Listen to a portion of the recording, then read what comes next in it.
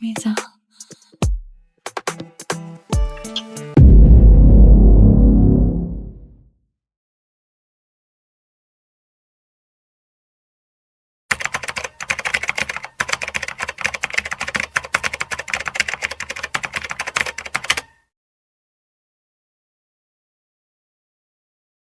Smoking causes cancer.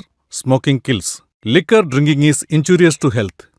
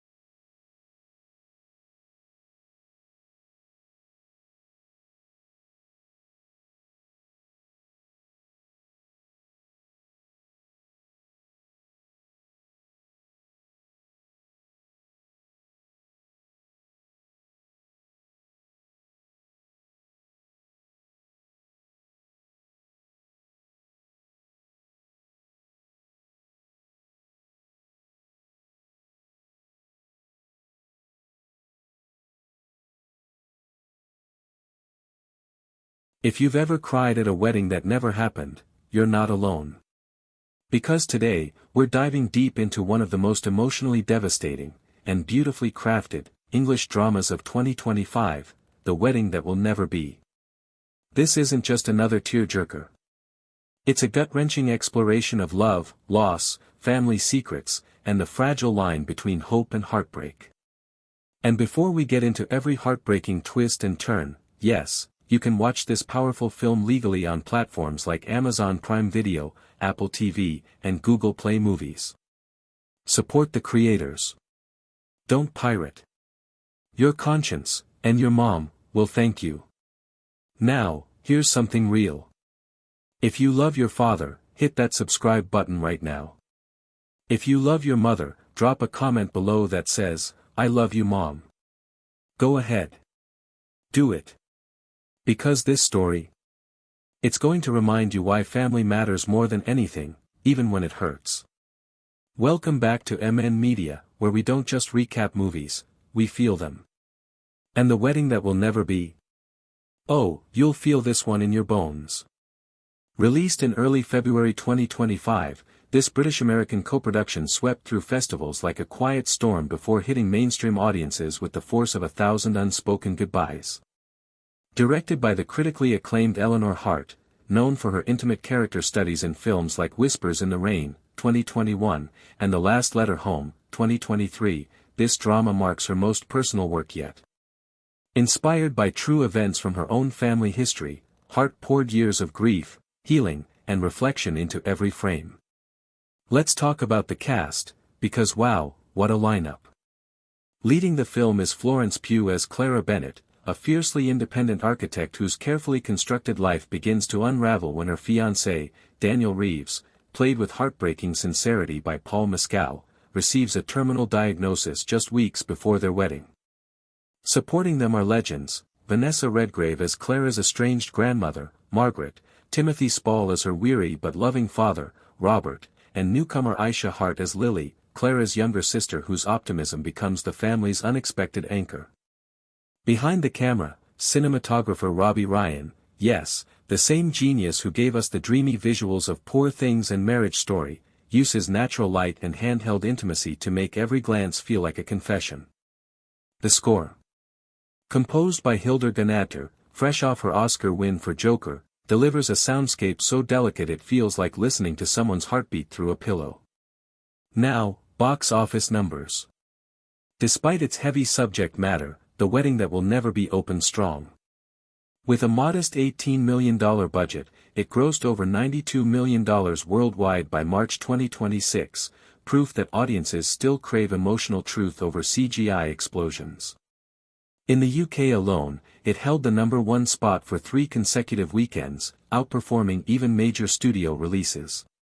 Critics adored it, 94% on Rotten Tomatoes, an August 7, 10 on IMDb, and a rare A+ CinemaScore from general audiences.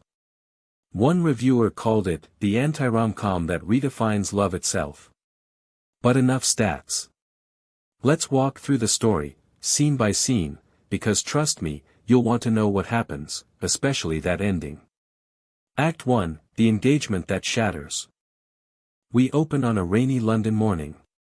Clara Bennett stands on the balcony of her East End loft, sipping tea, staring at the skyline. She's calm, composed, successful. Her phone buzzes, it's Daniel. "Still on for tonight," he texts. She smiles. "Always."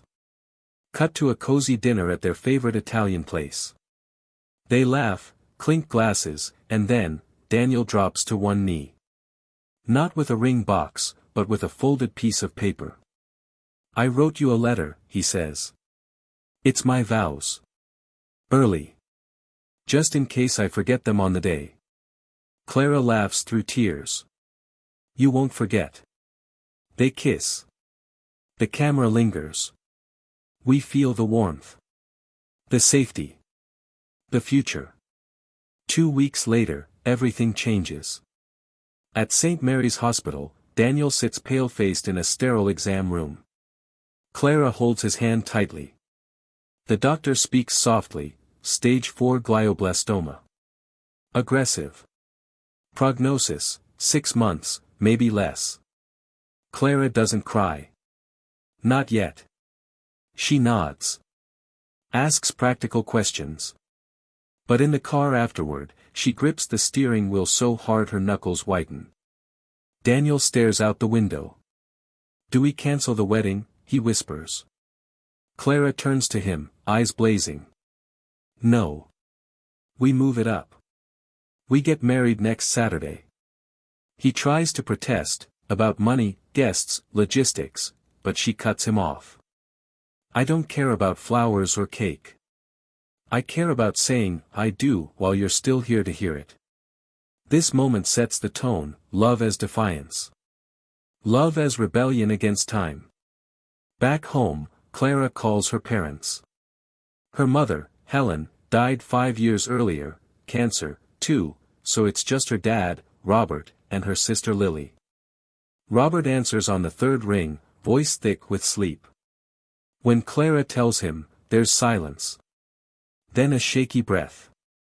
"I'll be there tomorrow." Lily, ever the optimist, immediately starts planning. "We'll do it in the garden. Grandma's roses are blooming." But not everyone's on board. Enter Margaret, Clara's grandmother, played by Vanessa Redgrave in what might be her final film role. Sharp-tongued, elegant, and carrying decades of buried pain, Margaret arrives unannounced at Clara's flat. Over tea, she says coldly, rushing into marriage won't save him. "It won't save you." Clara snaps back, "It's not about saving. It's about choosing each other, fully, completely, while we still can." Margaret looks away. "Your mother said the same thing, right before she died." The room goes quiet. A secret hangs in the air. Act 2, Secrets in the Walls. As preparations begin, tensions rise. Daniel weakens quickly. Some days, he can barely get out of bed. Clara juggles work deadlines, hospital visits, and wedding plans, all while pretending everything's fine. Lily tries to help, designing DIY invitations and sourcing second-hand dresses, but even her cheer falters when she finds Clara sobbing in the shower one night, fully clothed, water running cold. Meanwhile, Robert quietly sells his vintage car, the one he promised to drive Clara down the aisle, to pay for hospice care. He doesn't tell her. She finds out from the neighbor. Their argument is brutal. "You think I don't know what this costs?" Clara yells. "Money isn't the point." Robert replies, voice breaking. "The point is I lost your mother. I can't lose you to grief before he's even gone." And then, the letters. While cleaning out Helen's old study, Lily discovers a shoebox labeled, "For Clara, when you marry." Inside, dozens of handwritten letters, one for each year of marriage Helen never got to live. Year 1, fight fair. Year 5, never skip date night. Year 20, remember how he looked at you the first time. Clara reads them aloud to Daniel in bed. He smiles weakly. She knew, didn't she? That love isn't about forever. It's about showing up, every single day you have. But the biggest revelation comes from Margaret. One evening, over sherry, she finally opens up. Decades ago, she was engaged to a man named Thomas, a jazz pianist. They were to marry in 1946. But Thomas contracted tuberculosis. Instead of rushing the wedding, Margaret ran. She married someone else, had Clara's mother, built a life, but never loved again. "I thought I was being practical," she says, tears streaming. "But all I did was rob myself of goodbye." She takes Clara's hand. "Don't make my mistake. Say your vows. Even if no one comes. Even if it rains. Say them." This confession shifts everything. Clara softens toward her grandmother. They plant new rose bushes together, white for peace, red for love. Act 3, The Wedding That Never Was. The day arrives. June 14, 2025. Skies are gray but holding. Guests trickle in, close friends, neighbors, Daniel's elderly piano teacher. Only 30 people, but every chair is filled with love. Clara wears her mother's lace dress, slightly altered. Lily walks her down the aisle since Robert is too emotional to stand. But Daniel isn't there. He collapsed that morning. Rushed to the hospital. Non-responsive.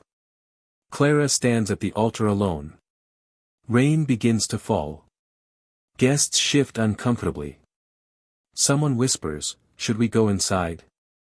But Clara doesn't move. She closes her eyes. Takes a deep breath. And begins to speak. "I, Clara Bennett, take you, Daniel Reeves, not for the years we planned, but for the moments we shared. Not for the house we built, but for the bed we warmed. I take your laughter, your stubbornness, your hands that held mine through storms I didn't even see coming." She recites her vows to an empty space. To memory. To love that exists beyond presence.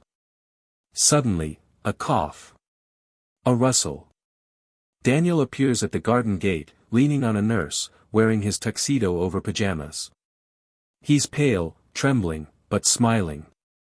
The crowd gasps. Lily cries. Robert wipes his eyes. They meet halfway. No officiant. No license signed yet. Just two souls, whispering promises under storm clouds. "I choose you," Daniel says. "I choose you," Clara replies. They kiss. Thunder rolls. Rain pours. And for a moment, just a moment, it feels like the universe paused to witness something sacred. Epilogue, after the rain.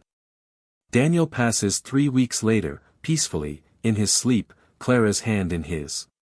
The final scenes are quiet. Clara returns to work. She designs a memorial garden in Daniel's name, filled with roses, a piano bench, and a stone engraved, "Love is not measured in years." Margaret moves in with